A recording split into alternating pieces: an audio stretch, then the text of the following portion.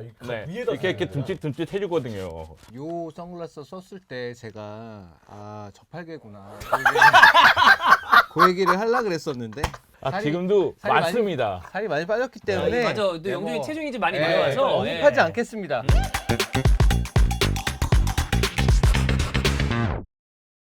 자, 주간 SBL 송영주 복귀 2주차입니다. 안녕하세요. 네, 안녕하세요. 네. 이거 언제까지 할 거야? 그래도 한 4주 내야 되지 않을까? 4주. 아, 오케이. 그렇습니까? 4주 인정. 4주 인정. 괜찮지 않나요? 4주 인정. 예. 네. 4주보다 더 하면 예. 좀 쑥스러워져요. 그거는 4주도 하면 제가 봤을 때 먹이는 겁니다. 그거. 그렇지. 네. 먹이는 거지. 네, 먹이는 거기 그때부터는. 때문에. 예. 또 어제 있었던 오늘 새벽이죠? 엘클라시코도 형님 라이브 좀 하셨던데. 아, 네. 아프고 나서 처음으로 라이브 했고요. 네. 2시간 동안 집중할 수가 있나. 아. 사실 스페르코파 이탈리아나는 엄청 집중했거든요. 왜 집중하죠? 인테르가 2대0에서 2대3으로 지는 걸 보면서 집중이 안 될 수가 없었거든요. 그건 시나리오가. 뒤에만 집중하면 돼요. 뒤에만. 그런데 그렇게 질 수가 있나? 이런 생각이 잠깐 들면서 네. 집중을 많이 했었는데 사실 2시간 동안 집중을 잘 못해서 쉽진 않다. 네, 그래서 무엇보다도 기쁜 건 또 대승을 거둬서 아. 네, 기쁘죠. 엘클라시코 끝나고 나서 하피냐고 썼다고? 네, 시상식 끝나고 나서 라민 야말과 하피냐가 선글라스 끼고 또 듬칫듬칫 해줬거든요. 아하. 안경은 벗고 쓰시. 네, 위에다 이렇게 듬칫듬칫 해주거든요. 딱. 네, 엘클라시코 승리했으니까 스페르코파 우승했으니까. 송영주 복귀 그 몇 주차 네. 오늘까지만 해도 될 것 같습니다. 어떤가요? 예, 이거 더 안 해도 네. 돼요. 지금 마이크가 떨어졌거든요. 예. 마이크는 떨어졌지만 네. 영정님의 폼은 올라왔어요. 아, 좋아요. 네. 역시 스페르코파는 어렵다. 인테리어도 지는 스페르코파. 사실 옛날 같았으면은 요 선글라스 썼을 때 제가 저팔계구나 그 얘기를 하려고 그랬었는데 지금도 살이 많이- 맞습니다. 살이 많이 빠졌기 때문에 맞아. 또 영준이 뭐, 체중이 좀 많이 예, 내려와서 언급하지 않겠습니다. 예. 그렇습니다. 예, 지금도 송팔계라는 얘기 많이 듣습니다. 네. 그럼 얘기가 나온 김에 네. 이 스페르코파 결승부터 볼까요? 네네. 네, 그러시죠. 스페르코파 대 에스파냐가 사우디아라비아에서 펼쳐졌고요. 이 스페르코파 같은 경우에는 1982년부터 재개가 됐던 거예요. 왜냐면 그 전에는 다른 이름으로 이 스페르코파 같은 경기들이 있었고 그 전까지는 두 개 팀, 라리가 우승팀과 코파델레이 우승팀이 네. 맞대결을 펼치는 방향으로 갔고요. 사우디아라비아에서 펼쳐지면서 네 개 네 팀, 팀. 라리가 1, 2팀, 코파델레이 결승전에 올라간 두 팀, 이렇게 네 개 팀이 펼쳐졌습니다. 그러니까 지난 시즌 라리가 1위, 2팀은 레알과 바르셀로나고요. 바르셀로나. 코파델레이 결승전은 빌바오와 마요르카가 네. 펼쳤는데 이제 아틀레틱 빌바오가 이겼죠. 그러다 보니까 준결승전에서 바르셀로나는 빌바오를 잡고 올라왔고요. 레알 마드리드는 마요르카랑. 네, 마요르카를 잡고 올라왔습니다. 다시 한번 이 스페르코파 대 에스파냐에서 엘 클라시코가 펼쳐졌고요. 참고로 2년 전에는 바르셀로나가 우승했습니다.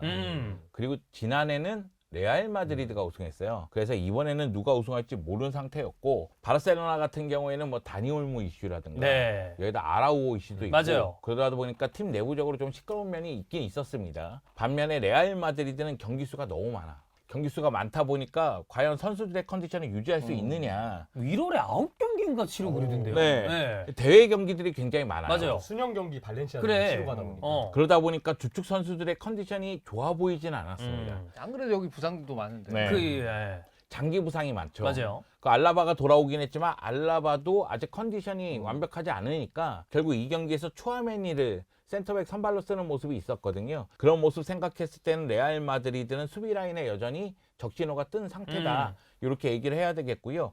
바르셀로나 같은 경우에는 한지 플릭 감독의 고민은 두 가지입니다. 하나는 이냐키 페냐를 쓰느냐, 슈체즈니를 쓰느냐. 슈체즈니가 최근 두 경기에서 무실점으로 너무 좋았기 때문에 슈체즈니 써야 된다는 얘기가 있었고 또 하나는 가비를 쓰느냐, 다니 올모를 쓰느냐.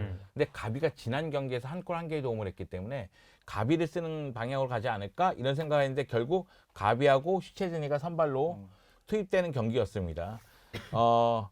레알 마드리드는 4-2-3-1이긴 하지만은 4-4-2 형태로 수비했고요. 네. 뭐 바르셀로나 같은 경우에도 4-2-3-1 형태이긴 하지만 점유율 바탕으로 해서 다이렉트한 공격을 또 보여주기도 했습니다. 이 경기는 주요 장면을 얘기하자면 너무 길어요. 네. 포인트만 빡. 골이 너무 많아. 바르셀로나에 골이 많아서 지금 굉장히 좀 골이 너무 많아. 네. 이게 약간 의기양양한 느낌이거든요. 아닙니다. 레알 마드리드도 두 골을 넣었기 때문에. 7골이다. 그러면 레알 마드리드 다만- 골만 얘기하고 넘어가죠. 아니, 레알 스타일이 최정만 마드리드의 얘기할까요? 상대팀이 바르셀로나가 5골을 넣었기 때문에. 예. 사실 경기 보면서 초반부터 바르셀로나 괜찮은데 이런 생각이 좀 들었어요. 크루토아를 괴롭히는 모습이 있었는데 하피냐가 헤더로 골을 노렸지만 이거 크루토에 막혔거든요. 그 다음에 코너킥이 주어졌는데 그 코너킥 상황에서 레알 마드리드가 역습을 했고 비니시우스가 은바페에게 연결하면서 은바페가 발데하고 경쟁에서 이겨내면서 선제골을 넣었습니다. 이게 불과 전반 5분 만에 터진 금방. 골이거든요. 그러다 보니까 레알 마드리드는 4-4-2 형태로 수비하다가 역습 방향으로 가면서 비니시우스, 은바페의 스피드 그리고 주드 벨링엄의 볼이 없을 때의 침투 이걸 최대한 이용하려고 했고요. 바르셀로나 입장에서는 0대1로 뒤처진 상황이니까 어떻게 해서든 쫓아가야 되는데 전반 21분 라민 야말이 잘하긴 해요. 진짜 잘하긴 해. 완전 측면을 흔든 게 제가 네. 봤을 때 승부가 갈린 포인트. 이거 솔로 플레이어 거의 네.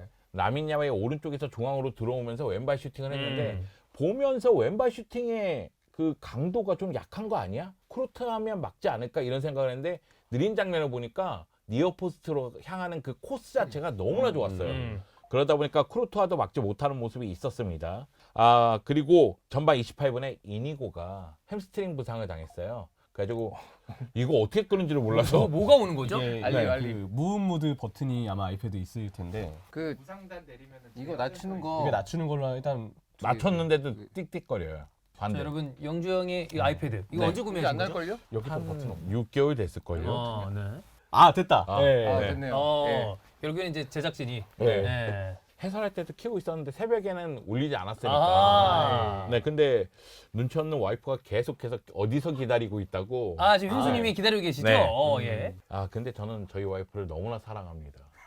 네? 아프니까 갑자기요? 옆에는 와이프밖에 없어요. 어. 그래서 제가 이번에 용남이 결혼식 가서도 예. 결혼 잘했다. 아. 탁월한 선택이다. 그렇게 얘기했고요. 혹시 형수님한테 맞으셨어요? 아니야. 너도 아파트 돌아와봐. 사람이 확 변해. 예, 알겠습니다. 아. 그 전에는 그럼 많이 안 사랑하셨군요. 아, 그전에는 사랑했어도 내색을 안 했죠. 아, 지금 표현을 많이 하자. 그럼요. 음흠. 네. 내 마음속에 저장이었는데 아. 이제는 외부로. 만천하에 공개하자. 아하. 그렇습니다. 여하튼 이니고가 햄스트링 부상 당하면서 네네네. 5주 동안 출전할 수 없게 됐고요. 이니고 대신 아라우가 들어왔습니다. 네. 논란의 아라우. 아라우 얘기는 잠시 뒤에 하도록 예. 하고 그리고 나서 전반 33분에 네, 가비가 페널티킥을 얻어내면서 레반도프스키가 마무리 지으면서 역전에 성공하는 바르셀로나였고요. 외대골은 못 넣었죠. 저는 사실 여기까지만 해도 되게 만족하고 있었거든요. 이 정도면 된다. 이거 괜찮은데 어. 한 골만 더 넣으면 좋겠다. 한 골만 더 넣으면 이 경기 잡을 수도 있겠다. 이 생각이 있었는데 몰아치더라고요. 전반 38분에 쿤데가 오른쪽에서 크로스를 올렸는데 굉장히 긴 크로스였어요. 멀었죠 되게. 근데 하피냐가 보리옵스의 움직임이 낙하 지점을 너무나 잘 포착하면서 헤더의 정석. 아우 너무 멋있는 헤더를 넣어가지고 놀랬습니다. 하피냐는 뭐 물론 리즈에선 좋았지만 사실 온 다음에 약간 천덕꾸러기였는데 뭐 올해부터는 완전히 이번 가장 시즌에 많이 비난하던. 네. 제가 보리옵스의 움직임이 좋아야 된다고 누누이 얘기했거든요. 사실 저는 그때부터 제가 이제 리즈에서 네. 있을 때 바르셀로나로 가기 전에 제가 아스날이 가장 영입하면 좋겠다고 생각한 선수가 하피냐였거든요. 엄청 원하셨죠. 링크도 많이 많았고. 났고. 네. 근데 이제 한참 영주 형이 하피냐에 대한 맹비난, 브라질리언에 대한 비난할 때 그럼 우리한테 넘겨라. 그랬었는데 이제 그때 데려왔어야 되는데 지금은 하피냐 좋죠. 좋죠. 그러니까 차비 감독의 형수가 문제예요. 좋아요. 하피냐가 좋아요. 차비 감독의 문제라고요. 그런 질문은 안 되는 거야. 왜 알겠습니다. 이지선다야? 예. 사랑한다면서요. 사랑하죠. 아니 저 멀리 이영만리 멀리 있는 네. 지금 그 반대편에 제가 왔으면 선수. 저희 네. 와이프를 너무나 사랑하죠. 선수랑. 근데 내가 하피냐를 애정하는 걸 어떻게 해? 그렇지 또. 네, 또 하피냐는 애정이다. 네. 네. 그러니까 차비 감독이 온더볼 상황만 계속 요구를 하다 보니까 어. 하피냐의 장점을 100% 끌어내지를 못했어요. 이 친구는 오프더볼이다. 네, 그래서 제가 오프더볼 상황의 움직임이 좋아야 된다고 얘기했고 오프더볼 상황에서의 움직임이 굉장히 좋아졌습니다. 다만 최근 들어서 레반도프스키도 그렇지만 하피냐의 결정력도 조금 아쉬움이 있었거든요. 그런데 이 경기에서 초반에는 하피냐 결정력 좀 아쉬운데 그때 골을 넣었어요. 그러면서 터지기 시작했습니다. 하피냐가 골을 넣으면서 앞서 나가기 시작했고 그리고 전반 추가 시간에 발데가 또 골을 넣었습니다. 네, 이거는 라민 야말, 하피냐, 발데로 이어지죠. 이거는 발데를 칭찬해야 돼요. 왜냐면 네. 발데네가 역습 상황에서 끝까지 역습에 가담했다는 게 주요한 장면이었고요. 레알 마드리드에게 좀 아쉬운 점은 호드리고의 슈팅에 골대 맞고 나왔다는 점이에요. 그러면서 전반전이 4대1로 마감이 됩니다. 사실 이때 끝났죠 경기가 사실 약간. 그 그쵸. 추가 시간 그 골은 먹히면 안 되는 어. 거예요. 레알 마드리드 입장에서는 3대1은 그 이후의 상황을 생각해 보면 그래도 좀 어떻게 나오고 그랬으니까 맞아요. 그리고 한 골도 쫓아갔으니까 그런 거 다 생각해 보면 뭐 가정은 없다지만 네. 네 번째 골을 먹히면 안 됐었는데 그걸 먹히면서 그 순간 그냥 사실 너무 좀 차이가 좀 심하게 벌어진 그런 느낌이 났죠. 개인적으로 이 네 번째 골하고 후반 시작해서 다섯 바로 번째 골이 하피냐. 터지거든요. 예. 그것도 막아줬어요. 맞아. 그렇죠. 그러니까 하피냐가 솔로 플레이로 치고 들어가서 방향 바꾸면서 왼발 슈팅이거든요. 근데 추아메니가 하피냐의 주발이 왼발이라는 걸 알았으면 그렇게 움직이면 안 되는 거라고 저는 생각을 하거든요. 근데 추아메니는 전문 센터백이 아니니까 여하튼 하피냐가 또 골을 넣으면서 5대1을 만들었고요. 그 가운데 결국 후반 9분 음바페가 침투에 들어갈 때 슈체드니가 반칙을 범하면서 퇴장을 당합니다. 긴장했어요. 그리고 나서 그 상황에서 프리킥이 주어졌는데 호드리구가 네. 이걸 바로 골로 연결했습니다. 슈체드니가 나오고 이냐키 페냐가 나오자마자 실점하더라고요. 그거 보면서 긴장했습니다. 실점하면 안 된다. 이상하다. 더 이상. 타이밍이. 그런 생각이 들었는데 결국 이 경기는 5대2로 마감이 끝났죠. 됐습니다. 그러니까 레알 마드리드 입장에서 얘기를 드리자면 안첼로티 감독이 처음 순간부터 마지막 순간까지 경기가 제대로 돌아가지 않았다. 즉 자신들이 부진했다고 이야기했고요. 다만 음바페의 활약에 대해서는 괜찮다. 네. 이렇게 얘기했습니다. 근데 개인적으로 생각했을 때 음바페는 괜찮은데 비니시우스가 이게 골 때려요. 아. 결국에 사실 이 둘이 둘 다 잘해야 레알 마드리드의 진짜 파워가 나오는 건데 말씀하신 대로 음바페는 좋았습니다. 그런데 비니시우스가 아니면 네. 비니시우스는 잘했어요. 근데 음바페가 그리고 둘이 같이 뛸 때 동선이 겹치는 장면이 네. 있었어요. 그렇죠. 근데 비니시우스가 도움을 하나 기록했기 때문에 비니시우스가 뭐 엄청 못했다고 얘기하기는 어렵지만 비니시우스의 문제점이 또 나왔어요. 제가 계속해서 이 얘기 드리는 게 좀 미안하긴 합니다. 심판에게 항의하는 문제예요. 그런데 안첼로티 감독도 그걸 알고 있기 때문에 비니시우스가 옐로 카드 한 장이 있는데 후반전에 강하게 항의한다? 그럼 옐로 카드 한 장을 더 받을 수 있잖아요. 부담되죠. 그러니까 빼주는 거예요. 계속. 관리해주는 거죠. 네. 관리를 해줄 수밖에 없는 상황이 됐어. 그러면은 레알 마드리드 입장에서는 확실한 카드 한 장을 제대로 쓰지 못하는 상황이 되니까 이 점이 좀 아쉬웠다. 그리고 저는 개인적으로 생각했을 때 이 경기에서는 뭐 음바페하고 발베르데가 잘했다는 느낌은 들지만 주드 벨링엄도 정상 컨디션은 아닌 듯 보였고요. 그리고 카마빈가는 제가 농담 삼아서 까마빈가라고 자꾸 깐다 이런 얘기 예. 했는데 까마빈가 같은 경우에도 부상이 있었던 것 같은데 전반전 끝나고 교체되거든요. 그리고 수비는 문제가 심각합니다. 안첼로티 감독이 고민이 좀 심각할 것 같아요. 왜냐면 왼쪽 라인은 맨디하고 리디거라면 괜찮아요. 뭐 그냥 저냥. 근데 오른쪽 라인이 괜찮아요? 야만한테 그렇게 털리는데? 그건 문제긴 하지만 다른 팀을 상대로는 수비 쪽으로는 힘을 충분히 발휘할 거라고 저는 생각을 해요. 야말은 어쩔 수 없지만 딴 데는 그래도 커버가 된다. 아니, 이게 제가 여러 번 얘기하지만 올 시즌에 바르셀로나가 단판에 강해요. 물론 아틀레티코 마드리드하고의 경기에서는 역전패를 당하긴 예. 했지만 엘 클라시코에서 올 시즌 두 경기 모두 승리했거든요. 왼쪽 라인에서 쓸 수 있는 카드라고 생각했을 때 카마빈가가 공격적으로 더 좋긴 하지만 카마빈가보다는 맨디가 수비적으로 더 낫고 프람보다는 당연히 맨디가 낫고 그렇기 때문에 수비적인 측면에서는 맨디하고 리디거는 그래도 믿을만해요. 그냥 저냥 괜찮다. 네. 그런데 분명히 장기적으로 봤을 때는 왼쪽 보강해야 됩니다. 해야죠. 그러니까 공수 밸런스가 맞지 않는 거예요. 그런데 오른쪽에 초아메니하고 루카스 바스케스는 수비적으로 문제가 있어요. 그러면 결국 이 포백 라인에서 수비가 흔들린다는 얘기거든요. 크루토마만 믿고 갈 수는 없잖아요. 없죠. 그러다 보면 이런 대량 실점이 나오는 경기가 나올 수도 있겠다. 그리고 레알 마드리드가 챔피언스 리그의 팀이잖아요. 예. 단판 승부에 강하다는 얘기거든요. 근데 단판에 강하기 위해서는 수비가 뒷받침이 돼야죠. 돼야 돼요. 그런 측면에서 봤을 때는 수비 보강에 대해서 페레즈 회장이 좀 생각을 해봐라. 레알 마드리드 스카우터라든가 수뇌부들은 수비 보강에 대해서 신경 쓰고 있더라고요. 이 경기에서 라포르테가 경기를 지켜보는 장면이 있었는데 라포르트 영입설도 있었습니다.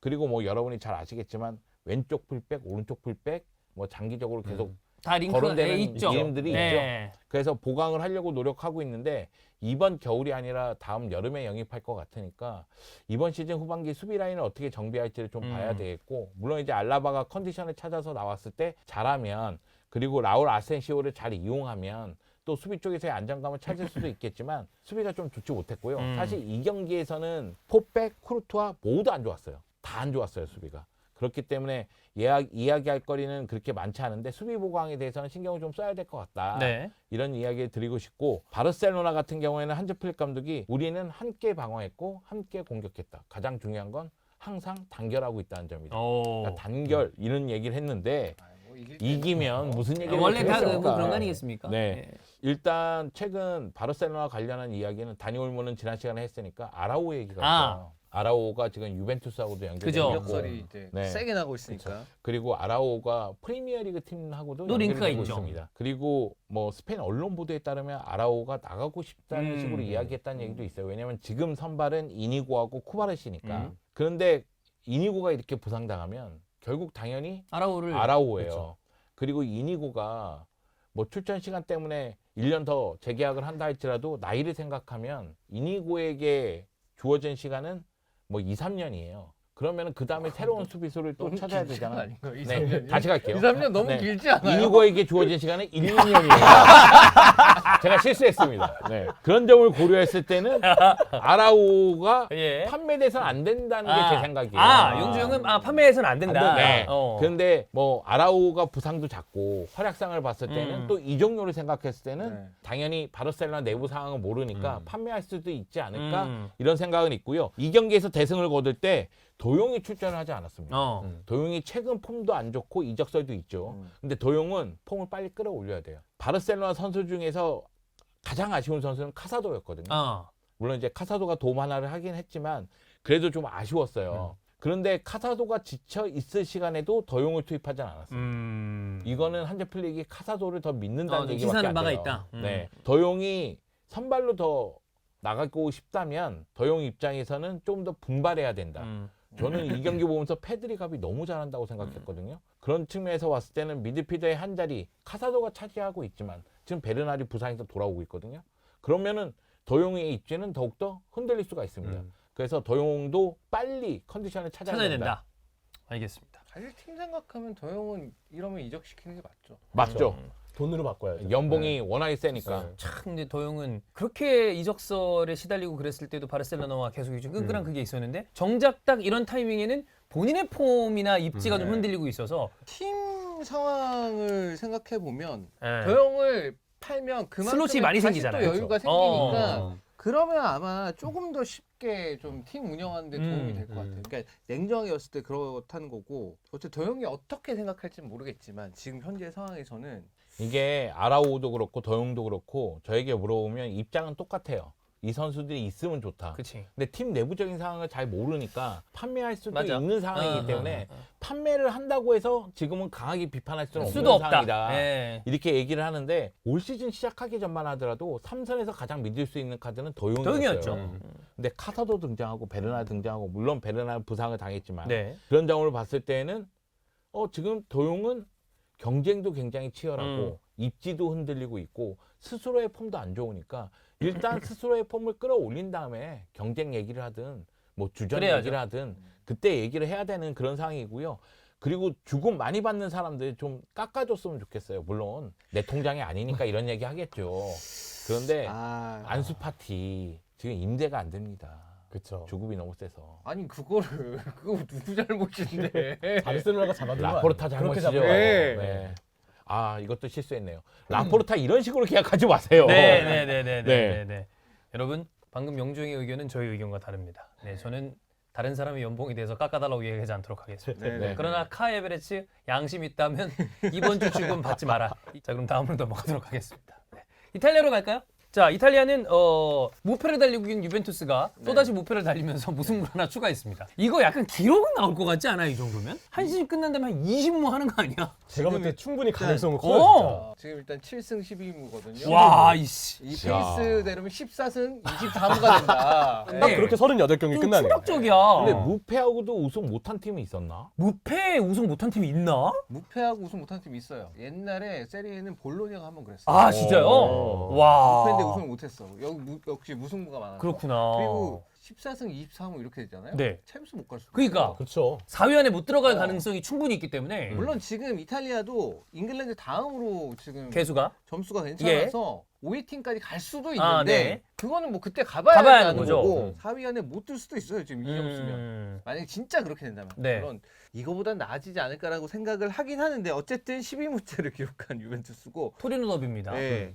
옵타 기준으로는 이제 XG 값이 토리노가 0.56이었고 유벤투스가 0.8이었습니다. 네. 경기 시작한 지 1분 만에 양팀 충돌이 나왔어요. 네. 1분 만에. 1분 만에. 이게 카메라가 티아고 모타 감독을 이렇게 잡아주고 있는데 휙 지나가더니 싸움이 난 거야. 아니 보통 우리가 초반에 다들 네. 중계하시면 아시겠지만 초반에는 썰풀이 시간이잖아요. 그쵸. 그러면서 관중석 한번 잡고 감독들도 잡아주고 최근 뭐 전적이나 이런 얘기하고 그래야 그림이 나오는데 그때 싸우면 이제 카메라 감독들이나 PD들도 힘들 거야. 중계들도 당황했어. 그렇죠. 카메라가 모타 감독을 잡아준 사이에 정신 분쟁이 왔습니다. 보통 중계진도 그때 종이 볼 때가 이게 많거든요. 천천히 보면서 그 음. 준비해온 거 앞에 얘기하잖아요. 그렇죠, 쭉. 그렇죠. 이게 처음에 동생 튀람이 이제 마리판한테 이제 도전하는 과정에서 타이밍이 늦어서 발을 밟았어요.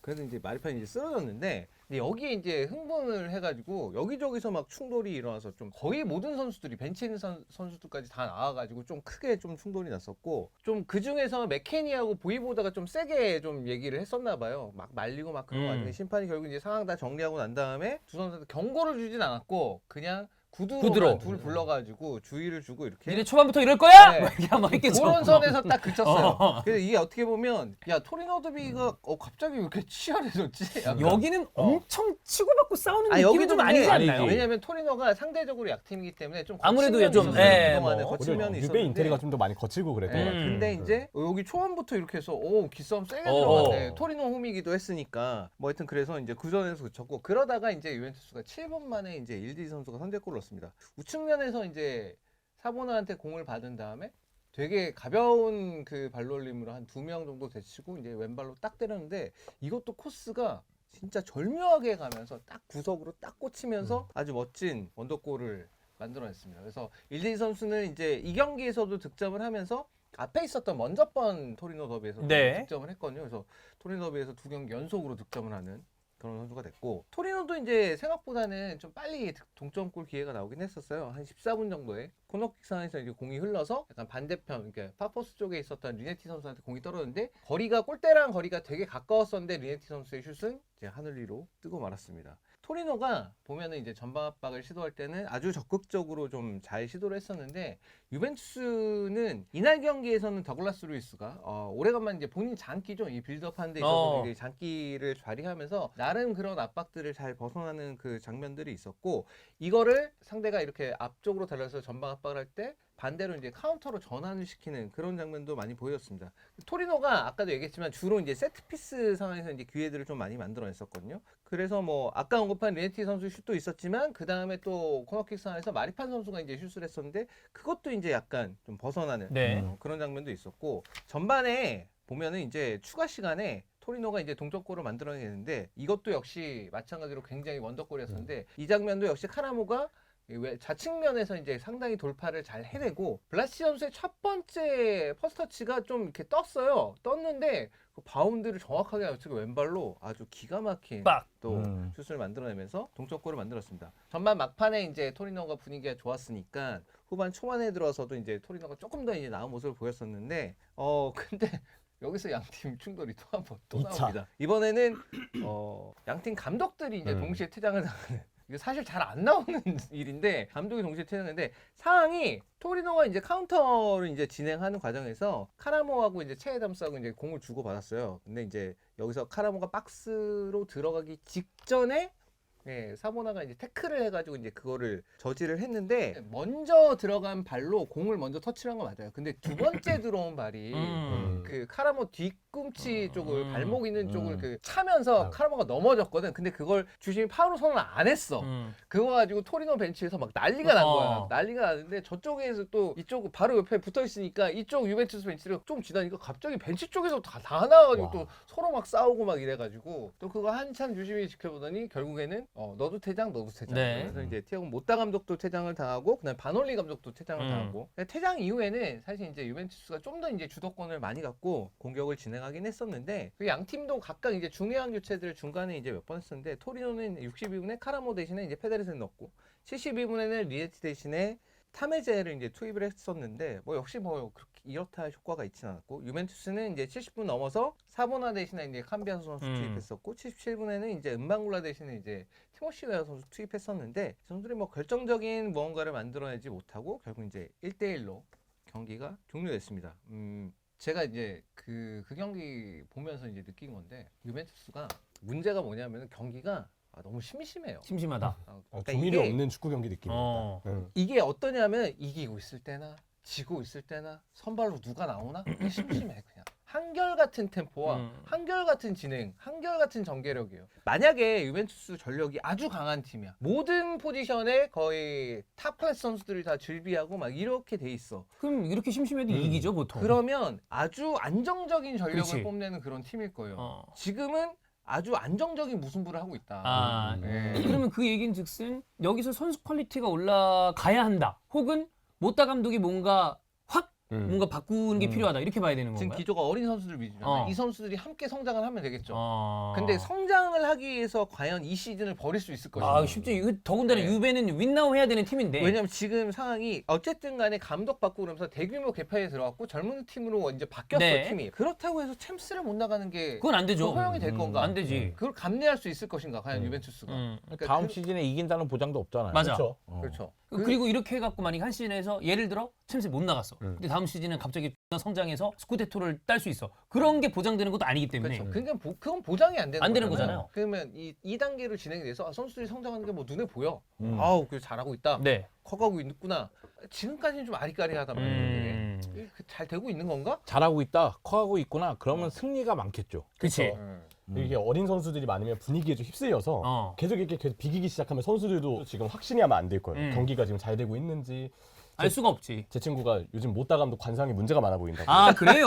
이목구비가 너무 좀 불안해 보인다. 아. 한쪽에 쏠려 있으니까 확신을 못 주는 관상이다 막 이런 야, 얘기를 하면서 적어도 적어도 반응을 보이고 있어요. 축구의 무당을 끌고 들어오지 마. 아, 그건 맞죠. 축구 관상학자. 너무 이상한 게 이거 봐요. 감독 퇴장마저도 무승부예요. 아 그러네. 양 감독 다 동시에. 동시 퇴장. 이것도 무승부니까 답답하죠 팬들 입장에서. 아니 진짜. 이게 그래서 유벤투스 경기가 막 크게 재미가 있지 않아요. 근데 그렇다고 막 질 것 같지도 않아. 약간 이런 느낌에 지금 약간 머물러 있는 그런 나 느낌인데. 어떤 느낌인지 알겠다. 네. 일관성은 있는데 음. 이게 지지한 거야. 이게 약간 사실 모든 스포츠가 거기서 변수 하나를 탁 만들어야 음. 그게 지든 이기든 결과가 그치. 나오는데 그런 거 없이 그냥 좀 평탄하게 이렇게 쭉 가는 느낌이라는 거 아니에요? 사실 때로는 지는 경기에서 더 좋은 경기를 펼치고 지는 경기가 나오잖아요. 있죠. 가끔 저는 우리 잘 그런 게 나올 수도 있다는 생각이 들거든요. 뭔 얘기인지 알겠어. 좋은 경기를 했는데 우리가 결과가 안 나왔어. 그러면 우린 좋은 경기를 했는데 결과가 왜 안 나왔을까? 그럼 원인이라도 그치. 찾을 수 있잖아요. 수정할 것도 챙기고. 아니면 우리가 경기를 못했어. 그래서 졌어. 그러면 그것도 뭐 찾아볼 수가 있어. 아니면 애들 데리고 욕이라도 쳐해. 야이씨.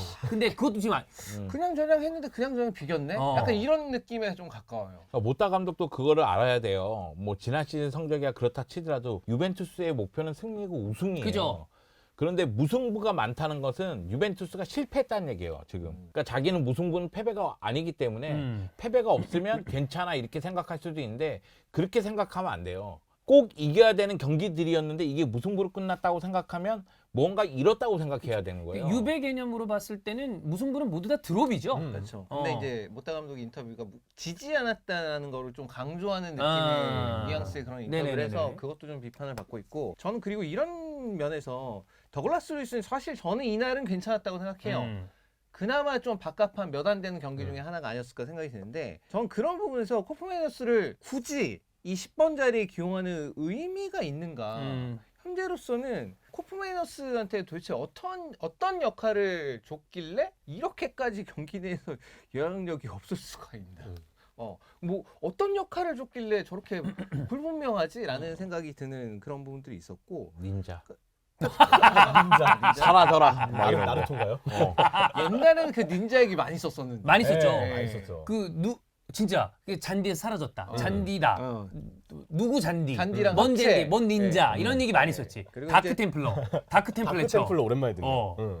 여튼 그래서 뭐 찬용 얘기대로 네. 유벤투스라는 팀의 어떤 목표를 생각했을 때 지금 모타 감독이 만들어내는 어떤 이런 거는 부족하다. 네. 뭔가 일어나야 돼. 코프메니어스가 10번 자리에 기용돼서 이러니까 앞에 누굴 기용을 똑같아요. 그치. 블라우비치가 나오나 이 경기 니코 고른달레스가 톱으로 나왔거든요. 음. 근데 두 선수가 사이즈도 다르고 둘이 장기도 다른데 경기는 똑같아.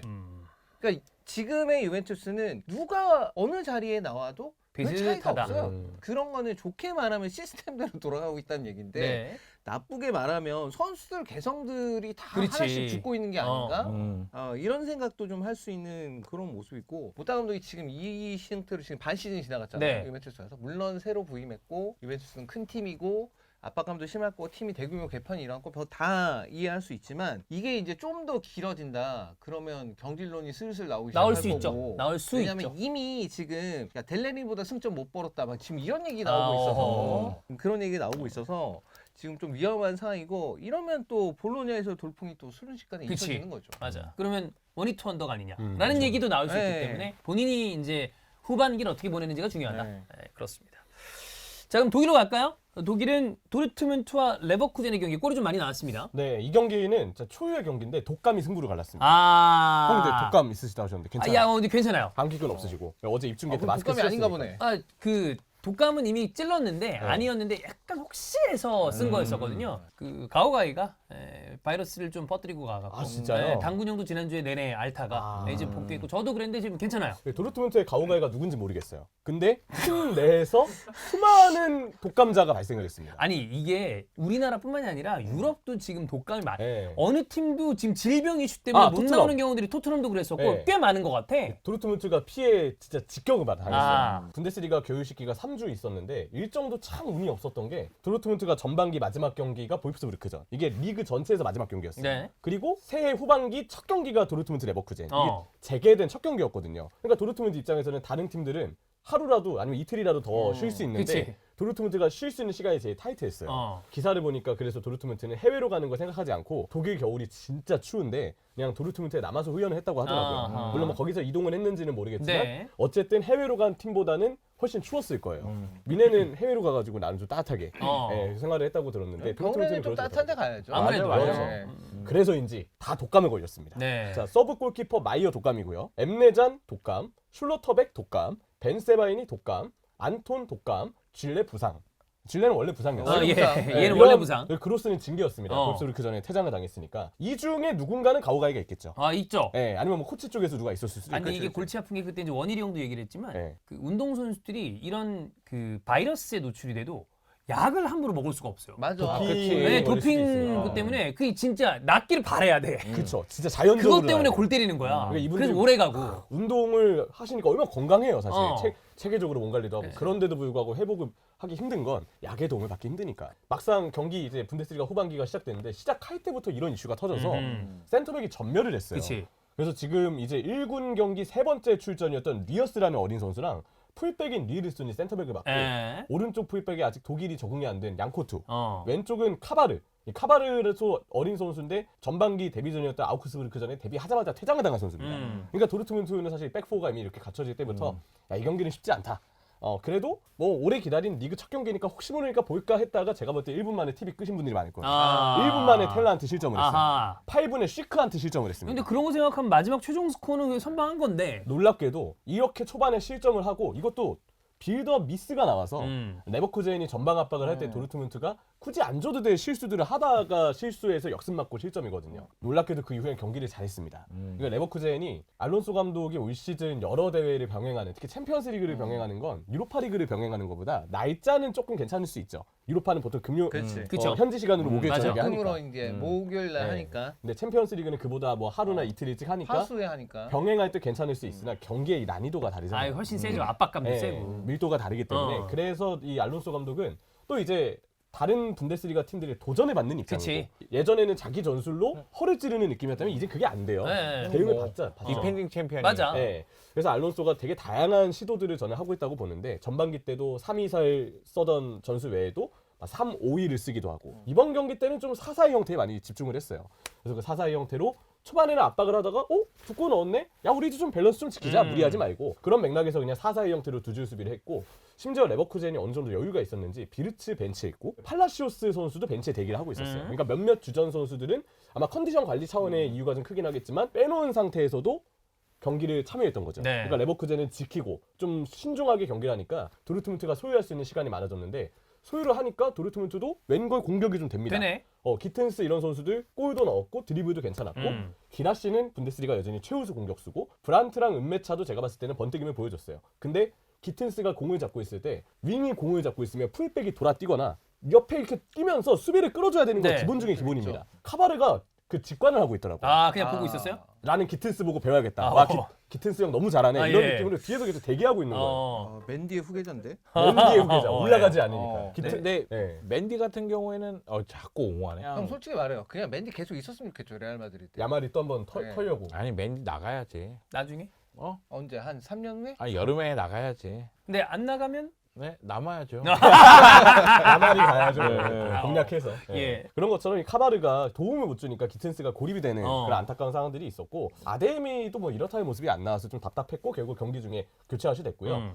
크라레츠키 골키퍼랑 요나단타가 또 이날 너무 잘했어요. 그래서 레버쿠젠이 위기 상황을 그래도 잘 버티면서 일단 리드 상황을 계속 지켰고 효율적으로 또 시크가 넣어줘야 돼 넣어주면서 단번에 3골까지 넣긴 했는데 결국 그 이후에도 레버쿠젠은 지키고 도르트문트는 수비는 불안하지만 레버쿠젠이 알아서 내려가 주니까 야 우리 홈경기는 계속 좀 두들겨보자 이런 느낌으로 계속 공격을 하고 몰아붙였는데 기라시가 79분에 페널티킥 득점을 했지만 늦었지. 늦었죠. 어. 그 남은 한 골을 따라붙는 데는 실패했고 초반에 미스로 이 실점을 빠박하지 그치, 않았으면 그게- 도르트문트 입장에서는 독감으로 흔들렸다 하더라도 그래도 1점 정도까지는 어떻게 했을지 그쵸. 모르겠는데 여기가 도르트문트 홈이니까 아. 이 지그나 이두나 파크에서 올 시즌 바르셀로나만 사실 그 전에 공식전 도르트문트 원정에서 이긴 팀이었어요. 그것도 사실 도르트문트 경기력 괜찮았거든요. 리그에서는 무패였는데 이번에 레버쿠젠에게 첫 패배를 당했고 네. 이게 이번 분데스리가 라운드를 보니까 다들 3주 쉬고 돌아와서인지 그치. 작년에 해리케인 겨울 휴식기 인생 처음 맞아보니까 아 그렇지. 잉글랜드에서 맨날 박싱데이 하다가 겨울 휴식기 첫 경기 때 보면 뱃살이 이렇게 쪄서 왔어요. 예. 근데도 뭐 골은 넣었지만 어. 그래서 야 뭐 잘하긴 하는데 어쨌든 겨울 휴식기가 진짜 이렇게 달콤한가 보다 싶었는데 다들 그 휴식기 영향인지 첫 경기는 다 어수선해요. 리넨도 메넨글라트바를 상대로 뭐 김민재는 너무 잘했지만 네. 경기력이 좀 어수선하거나 골이 안 들어가거나 막 이런 일이 있었으니까 레버쿠젠도 제가 봤을 때 그런 첫 경기 여파가 있었는데 그랬기 때문에 도르트문트가 독감만 아니었으면 혹시 몰랐겠다라는 생각이 들고 결국 그 운도 따르지 않은 경기 때문에 레버쿠젠은 지금 미넨 4점 차로 계속 추격 중이고요. 도르트문트는 8위까지 떨어져서 지금 이제 상위권 진입을 위해서는 또 먼 걸음을 걸어야 되는 굉장한 부담이 생겼습니다. 야 이게 어쨌든 알론소가 지난 시즌만큼은 아니지만 지금 추격하는 기세로 봤을 때는 바이언이 절대 안심할 수 있는 승점 차는 아니고 절대 아니죠. 몰라요. 이번 시즌 끝나고 알론소가 어떤 행보를 보일지는 봐야 되겠지만 올해도 이 정도로 병행하면서 하는 거 보면 알론소는 어느 정도 궤도에는 올라온 것 같긴 해요. 네. 되게 적절한 시점에 시키가 살아났어. 그래 진짜. 맞아. 적절한 시점. 최근 2경기 6골이에요. 네. 프라이부르크 전에 4골 넣어서 지금 리그 11골인데 마르무시가 뭐 이따 얘기하겠지만 좀 떠날 예. 가능성이 있거든요. 있죠. 분데스리가 시즌 어. 중에 시크가 득점 몇 위에 있을까도 너무 궁금한 지금 상황이 좀 됐습니다. 그렇습니다. 자 어쨌든 독감 여파는 지금 전체적으로 유럽 축구 판을 조금 네. 영향을 주고 있다. 거기에 도르트문트가 영향을 받아서 레버쿠젠에게 음. 쉽지 않은 경기 끝에 이제 졌다. 요거까지 봤습니다. 자 그럼 이제 이슈를 체크해 봐야 되는데 일단 우리가 라리가로 스타트를 했으니까 그 아틀레티코 마드리드. 네. 우리가 이제 시메오네 감독에 대해서는 네. 굉장히 이 팀에 오랫동안 있는 감독이기 때문에 이 감독에 대한 평가를 우리가 쭉 봐왔잖아요.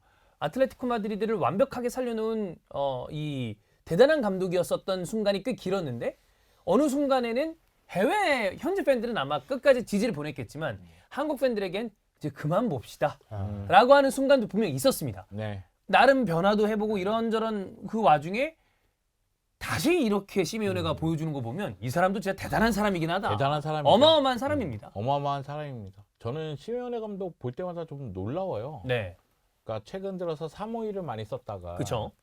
올 시즌 초반에 좀 어려웠거든요. 음. 근데 저는 그 어려움이 새로 영입된 선수들이 적응할 시간이 필요하고 주축 선수들의 부상이 있었어요. 그러다 보니까 시메오네 감독도 어려움이 따랐다고 생각해요. 그런데 이제 수비 라인을 변칙적으로 좀 쓰긴 하지만 4-4-2로 변화해주면서 하비갈란을 왼쪽 풀백에 기용하기 시작했거든요. 그러면서 전체적으로 밸런스를 맞추기 시작했습니다. 근데 여기다가 부상이었던 느노르망하고 마르코스 요렌테가 돌아왔죠.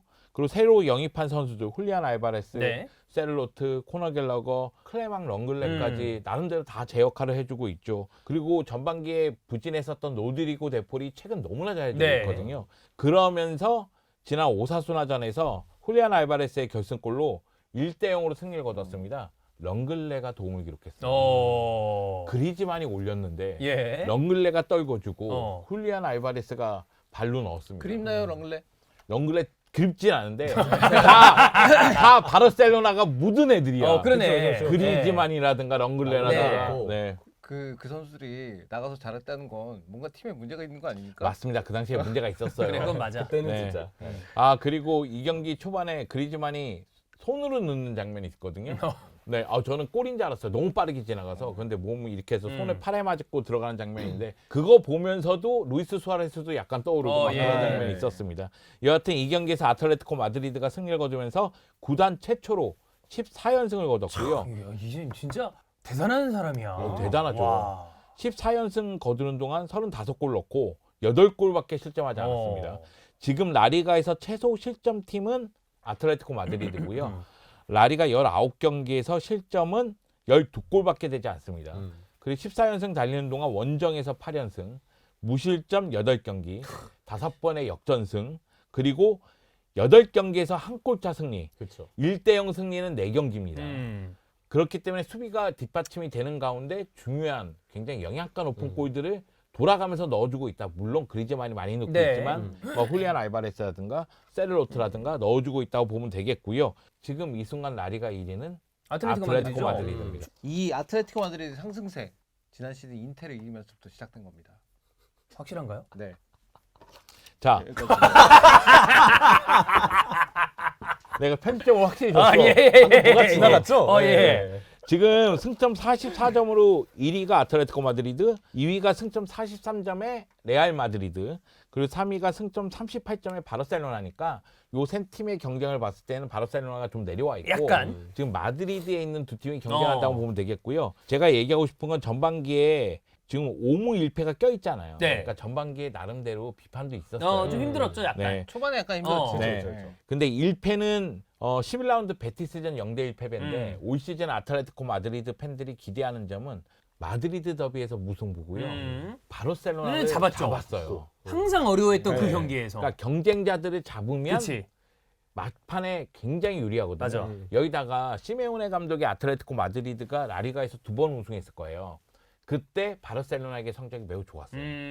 그렇기 때문에 올 시즌은 좀 기대해 볼 만하지 않겠느냐 이런 이야기가 좀 나오고 있죠. 요즘에는 뭐 아버지 시메오네도 잘하지만 아들 아들 시메오네도 시메오네도 네. 좋죠. 나오면 뭐 거의 뭐 30분 이상 뛰면 승리라고 보면 됩니다. 네. 뭐 바리오스도 그렇긴 하지만 그런 거 봤을 때는 지금 되는 집안이다. 그렇지. 이런 이야기를 드리고 싶습니다. 그렇습니다. 어쨌든 이렇게 현대 축구에서 오랫동안 집권하면서 더군다나 양강이 압도적인 그 리가에서 이렇게 우승을 하고 물론 우리가 그 얘기 한번 하지 않았었나요? 챔스를 우승 못하면서 떠날 타이밍을 놓친 것 같다.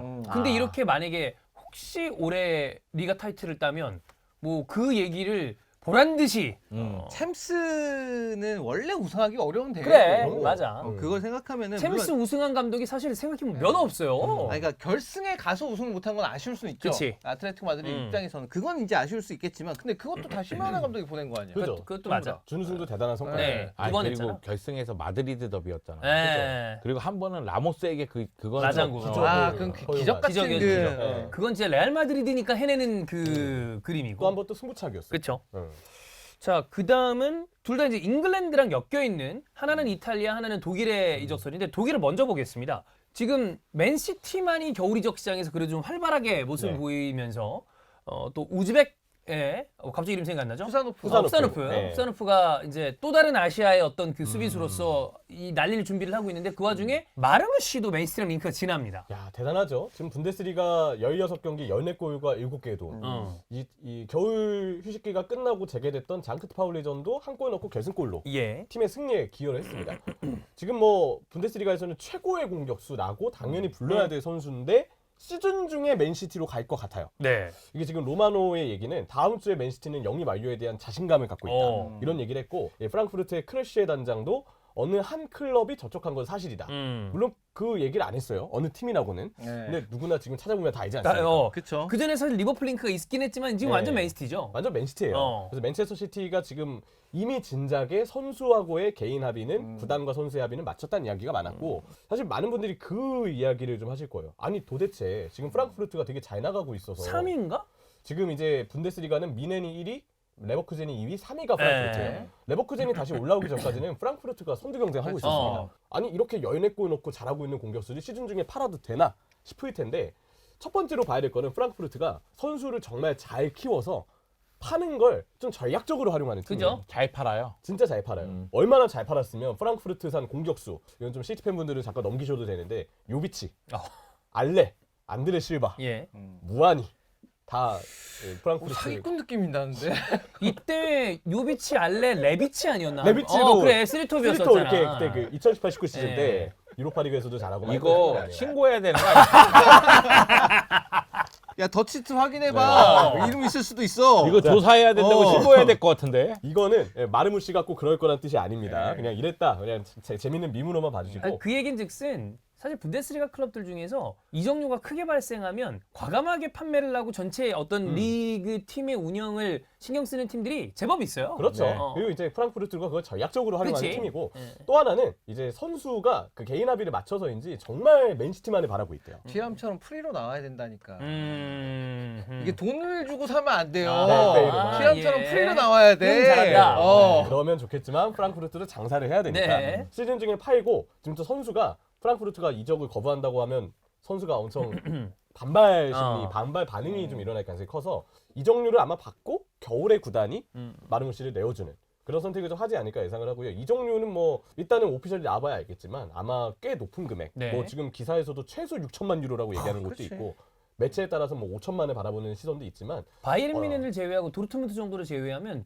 독일 리그에서 왔다 갔다 하는 선수 중에 이 정도 이적료면 어마어마하게 큰 엄청 센 이적료입니다. 거예요. 진짜. 정말 어. 크죠. 네. 그래서 이런 금액을 받고 프랑크푸르트도 장사를 하지 않을까. 그치. 이렇게 일단 생각을 하고요. 마르무시 선수는 원톱 유형의 선수는 아니고요. 지금 프랑크푸르트에서도 이제 에키티케랑 함께 투톱으로 뛰는 스타일인데 혼란의 백업 역할은 뭐 상황에 따라서 할 수도 있겠죠. 기존의 훌리안 에바레스처럼. 그쵸. 근데 아마 제가 봤을 때는 왼쪽 윙의 기회를 줄 것 같아요. 윙포. 요즘에 이제 왼쪽에서 잘했던 사비뉴를 오른쪽 오른쪽으로. 윙으로 다시 기용을 하면서 사비오도 맞으니까. 그래 둘 다 맞아. 둘다 맞죠. 어. 그래서 아마 왼쪽에 마르무시, 가운데 혼란, 그리고 오른쪽에 사비뉴 이렇게 아. 세 명을 아마 3톱으로 운용하는 그림이 나오지 않을까 싶고 투톱이 아니고 왼쪽이기 때문에 프랑크푸르트 때처럼 정말 중앙을 파고드는 공격이 뭐 빈도가 줄어들 가능성도 없진 않아요. 근데 제가 볼 땐 펩 가르디올라의 전술이 워낙 좋고 선수 한 명을 성장시키는데 워낙 그죠? 대단한 잘하니까. 감독이기 때문에 그리고 운영 자체를 투톱피스무리하게 할 수 있을 있지. 것 같고 근데 그렇다면 네. 이제 그에 맞춰서 다른 미드필더들도 음. 동선이 조정이 돼야 되니까 근데 뭐 그런 거는 워낙 잘하는 잘하는 사람이라 사람이니까. 저는 그래서 진짜 잘 쓸 거라고 생각해요. 제가 본 그 마르무시의 올 시즌 득점은 와 골문 앞에서 진짜 너무 침착해서 이 선수 그냥 축구에 눈을 떴다 이런 느낌까지 줬거든요. 그래서 마르무시는 제 생각에는 충분히 뭐 맨시티에서도 잘 활용을 네. 할 선수일 거다라고 일단 좀 보고 있고 프랑크푸르트는 아마 에키티케를 위주로 경기를 하되 마타노비치라는 또 유망주가 있어요. 지난 시즌 분데스리가 2에서 14골을 넣었고 올 시즌 백업 역할을 에키티케 백업 역할을 수행했던 선수인데 탄력이 있는 선수인데 이 선수가 좀 비중을 아마 늘리지 않을까 싶고 잔 우준이라는 우준이? 공격수는 아니고 공격형 미드필더에 가깝지만 네. 우준이도 있어요. 우준이. 좀 더 잘해줘야 됩니다. 어. 우준아 정신 차려라 예, 이렇게 얘기해야 되는 게 예, 맞지만 어. 어쨌든 이 선수도 워낙 오랜 시간 유망주로 주목받았고 뭐 제가 이제 즐겨하는 게임들에서도 포텐셜이 워낙 높은 자원이라 어허. 얼마나 이 선수가 또 성장을 해서 톱은 아니지만 공미 자리에서 잔우준 선수가 또 어떤 비중을 늘려나가는지도 만약 마르무시가 나간다면 후반기 프랑크푸르트에게 뭐 중요한 대목이 아닐까 싶고요. 영입설도 있어요. 마인츠의 브루카르트 아니면 뭐 스타드렌의 칼리미앙도 웨스트햄에 다시 리턴을 한다면 필크루크 분데스리가로 리턴을 한다면 예. 이런 선수들을 노린다는 이야기도 있는데 쌈메모를 노린 거 괜찮죠. 예, 뭐 인텔의 그치. 아르나우도비치. 바르셀로나의 페란 뭐 리버풀의 이런. 누네스 뭐 이런 아스날에는 팔 선수도 없어요. 하베르츠는 아니 걔는 얘 어쨌든 있어야 되지 지금은. 아, 지금 없으니까 있어야 돼. 그것도 그렇죠. 그리고 예. 얘는 너무 비싸. 그쵸 가격이 어쨌든 지금 맨시티가 광폭 행보를 보이고 있습니다. 네. 포사노프는 그런데 지금 헤이스 또 얘기 같은 경우는 있고. 뭐 와도 내년 여름에 올 여름이구나. 여름에 네. 이제 뭐 합류를 합니다만 네. 그만큼 맨시티가 오래 힘들었잖아요. 그래서 이거 빠르게 겨울 이적 시장에 뭔가를 그리려고 하는 것 같은데 이탈리아 쪽도 역시 맨시티 관련입니다. 카일 워커예요. 워커가 지금 어쨌든 가르디올라 감독이 공식적으로 얘기를 했죠. 명단에서 빠진 거에 대해서 워커가 직접 찾아와서 나한테 해외로 나오고 싶다고 얘기를 했다고. 가르디올라 감독이 직접 얘기를 한 거였고. 펩은 아마 생각했을 거예요. 예. 근데 참 웃기게도 워커가 트래블 시즌 직후에 나가고 싶어했던 마음이 맞아. 있었는데 그땐 또 그때 잡았지 잡았죠. 오히려. 잡았죠, 바이언에 갈 뻔했었죠 그때. 맞아. 바이언에 갈 뻔했었는데 그때는 가르디올라 감독이 잡았고 그래서 이제 결국 이제 워커가 이제 남는 거를 잔류를 선택을 했었는데 지금은 그렇게 얘기를 했었고 그거에 대해서 이제 아마 좀 진행적인데 지금 유력하게 기사가 나오는 걸로는 밀란과 이적설이 나고 있다. 그리고 밀란은 또 요 좀 전에는 요 카이로커 뜨기 전에는 또 레시포드 얘기가 또 나와가지고 또 밀란 팬들이 또 복장을 터지게 하는 그런 일이 레시포드 있었는데. 여기저기 다 걸쳐 있어요. 네, 여기 뭐 아스날에도 지금 명함이 들어와 아까 있어요. 도르트문트도 있었어요. 제가 그래서 그때 히든 풋볼에서 얘기했어요. 얘 에이전트가 지금 명함 찌라시 싹 개 돌리고 있는 돌리고 거야, 있다, 지금. 지금. 이 정도면. 여기저기 바르셀로나도 얘기 있었어. 그래. 네. 어떤가요? 뭐요? 어쩌라고요? 아, 예, 예. 아니 예. 가끔 그 하피냐에 백업 필요할 거 아닙니까? 백업 자체적으로 해결할게요. 아, 예, 예. 파우 빅토르도 있고. 네.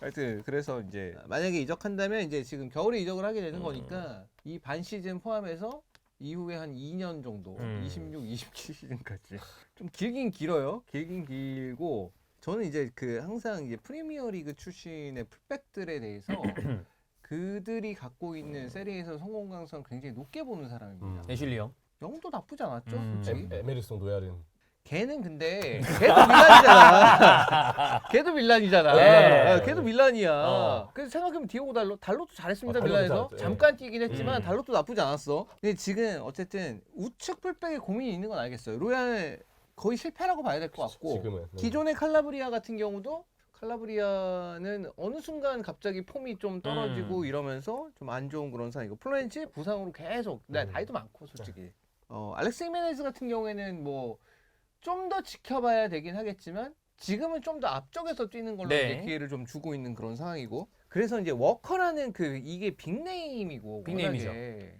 그리고 챔피언이고 그러다 보니까 아마 이거에 혹할 수 있다라는 생각이 들긴 해요. 근데 정신 차려야 됩니다. 예.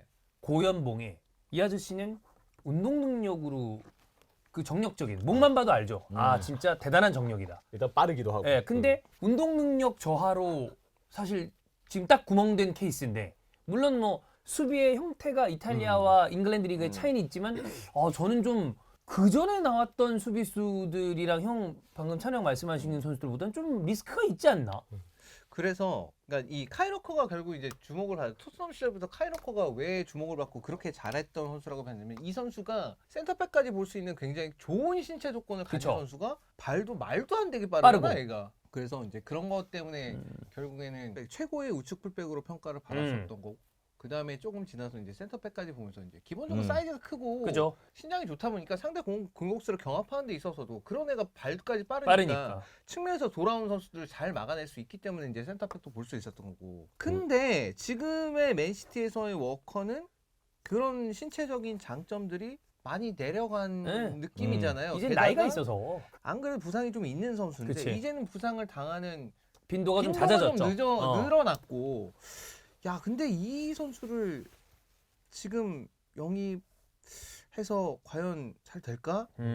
라는 생각이 좀 드는 거죠. 이제 여기서 그러니까 밀란 팬들도 그래서 걱정이 많은 네. 거고 레시포드에 대해서 되게 긍정적으로 얘기했어. 자기랑 같이 뛸 때 잘했다고 얘. 뭐를 받았나? 어허. 어쨌든 뭐 네. 이런 이적설 자체는 재밌긴 합니다. 네. 재밌긴 한데 아마 애정이 되게 많은 팀일 텐데 여기 와서 수많은 트로피를 그죠? 불렀으니까. 심지어 골키퍼로도 뛰었었고. 그랬지. 네. 근데 본인이 알죠. 지금 입지가 그리고 본인의 어떤 퍼포먼스가 그만큼 네. 안 나온다는 거. 욕을 너무 많이 먹는 것 같아. 그러니까. 뭐 만약 예를 들어 워커가 이탈리아로 갔는데 아까도 말씀드렸지만 이게 리그의 고저 이런 거를 다 떠나서 수비나 어떤 이런 형태가 또 리그마다 스타일이 다른데 거기서 경험을 좀 잘 살려서 만약에 마지막 커리어를 불태우고 끝낸다라고 하면 밀란도 좋고 워커도 좋은 거니. 그렇죠. 근데 사실 근데 이게 어쨌든 카이로커는 길게 볼 수 있는 카드는 아니기 맞아. 때문에 뭐 근데 한 2년 많이 길어야. 지금의 밀란을 보게 되면 지금 밀란을 봤을 때는 일단 우승권이랑은 승점 차이가 좀 많이 벌어져 예. 있는 상황이고 지금 이제 콘세인사 감독 왔으니 이제 올라간다고 하더라도 그럼 챔스권 도전해 볼 수 있는 그거는 이제 해볼 수 있는 봐야죠. 거니까 그걸 위해서는 어느 정도만 띄워준다면 좋은 카드가 될 수 있다라고 생각은 하는데 거기에 들어가는 비용을 생각해보면 이게 계산서가 좀 약간 맞나? 고연봉이야. 네, 약간 이런 그렇죠. 생각이 좀 드는 거죠. 이게 맞나? 맞을까? 그리고 사실 풀백들, 윙백들이 운동신경, 스피드 그리고 똑똑해야 돼. 맞아요. 요즘 풀백들은 어, 진짜 똑똑해야 진짜. 돼. 그런데 운동신경 떨어지거나 이런 문제가 생기면 당연히 실수가 따릅니다. 네. 그런데 경험을 떠나서 지금 연봉 생각하고 그리고 이 선수 나이 생각하고 운동신경 좀 떨어지고 있다는 거 생각하면은 되게 어려운 카드죠. 이거는 좀 어려운 카드죠. 여튼 이렇게 이슈까지 한번 체크해봤습니다. 자, 이렇게 SBL 진행을 해봤고요. 다음 주에도 네. 찾아뵙도록 하겠습니다. 오늘 방송 마무리하겠습니다. 고맙습니다. 감사합니다.